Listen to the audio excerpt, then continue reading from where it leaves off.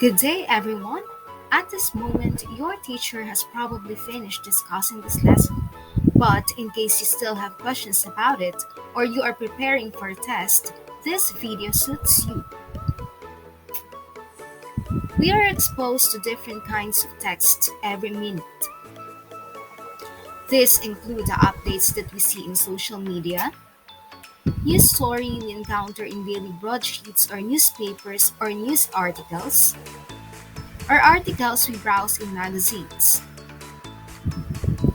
One of the key features that draws the boundaries between and among these written materials is the purpose of the writer. It can be to provide information or to inform and educate, tell a story or narrate, and share an opinion or to persuade. This lesson focuses on exploring and understanding the key structural elements and language features of an expository text. In writing, it is important to have a clear sense of purpose. One's purpose or reason for writing serves as the basis in identifying the elements, patterns, and language features to be used in one's work. In the previous lesson, we talked about argumentation. In argumentative writing, the writer is expected to explain his or her stand about a certain proposition and support his or her claim by presenting evidences. These are things that you will not do in writing exposition. An expository text merely presents or provides information about a particular topic or issue. This is also sometimes called informational writing, where the writer provides facts on a given topic in a way that is educational and purposeful. It may also include providing descriptions, citing reasons, presenting explanations, and enumerating steps of a specific process. Let us differentiate an expository text from a narrative text. A narrative text tells a story, while an expository text does not tell a story. Meanwhile, a narrative text uses emotions, while an expository text is a fact-based and educational, meaning it is generally clear, concise, and organized in terms of idea development. Here are some examples of expository texts. So we have textbooks, news articles. We also have instructional manuals, recipes or recipe books,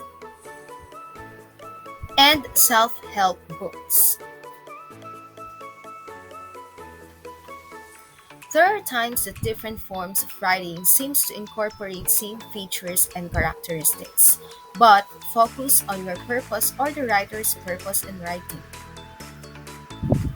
An expository text seeks to inform. A narrative text aims to entertain, and an argumentative text goal is to persuade readers. While the facts in an expository text can be presented in different ways, most expository texts, including expository essays, generally include common elements. Number 1, a clear and concise thesis statement. Usually presented in the initial paragraph, the thesis statement introduces the main topic or idea and provides the overall direction for the text. Number 2, clear transitions. The use of clear and proper transitions will glue the introduction, the body, and the conclusion together. Number 3, a body that contains pieces of evidences and support. Many people might think that one can write an expository text without doing some research or preparations. However, the use of evidences definitely makes an expository text fact-based. Finally, an effective conclusion. Remember that the conclusion does not only summarize a text, but it ties the ideas all together while highlighting the true essence of the main idea in the text. While an expository text can be written using the traditional format that is introduction, body, conclusion, other structures or patterns of idea development may also be used. The first pattern is cause and effect.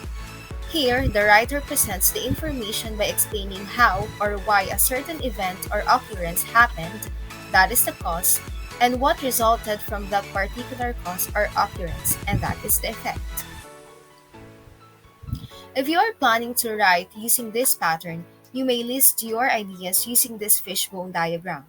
Or if you are reading a cause and effect text, you may use this graphic organizer or non-textual aid in presenting its important details. Next pattern is comparison and contrast. Here, the writer presents the information by explaining how or why a certain event or occurrence. Next pattern is comparison and contrast.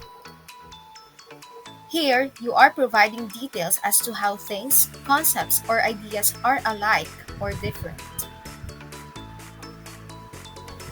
The best organizer to use if the pattern is comparison and contrast is the Venn diagram, wherein the differences must be written on the circles that do not overlap, while their similarities are on the circles that overlap.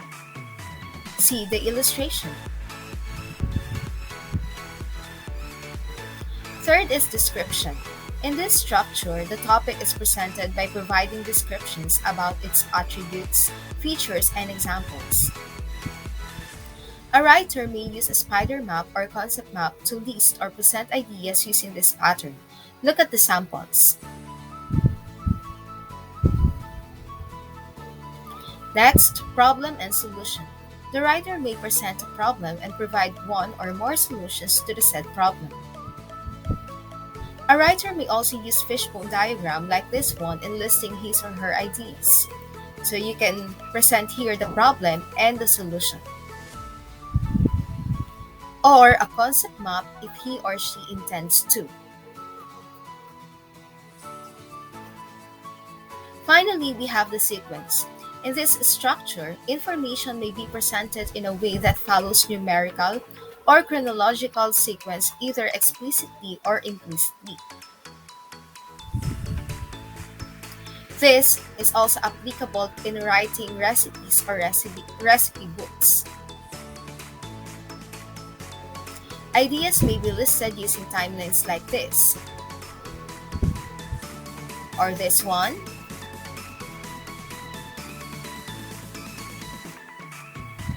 or in this vertical manner, depending on your choice.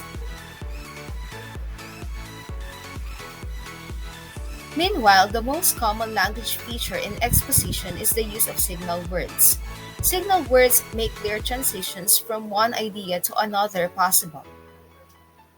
Signal or transition words helps in giving the reader a hint of where a particular idea is leading to. Signal word ensures coherence in writing and smooth flow of ideas. Here are some examples of the most commonly used signal words in different text structures of expository texts. So here you can see the samples for cause and effect, and the sample transition words if you will have compare and contrast, or if your text is description. And number 4, if you aim to create an expository text or essay with problem and solution pattern, and finally with sequence pattern.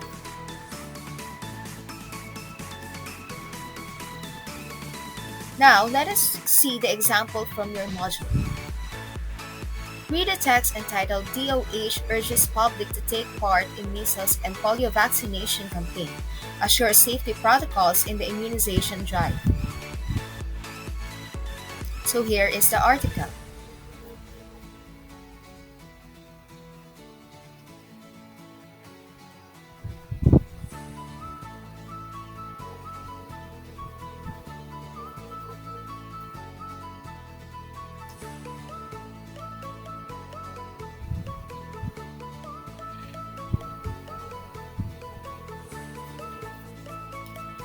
Again, using an appropriate graphic organizer, present the information presented by the article on page 27. So this is your learning task 2.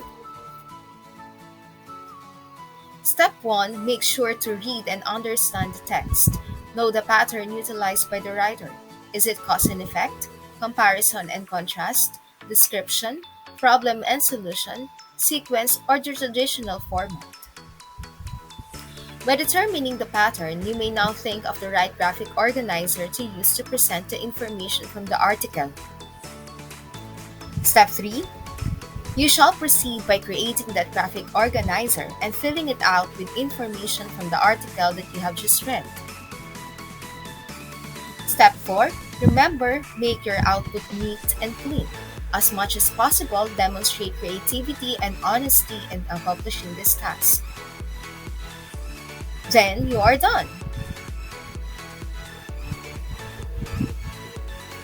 If you will write an expository text, make sure to organize your thoughts using an appropriate graphic organizer and consider the patterns, elements, and language features that I have just discussed.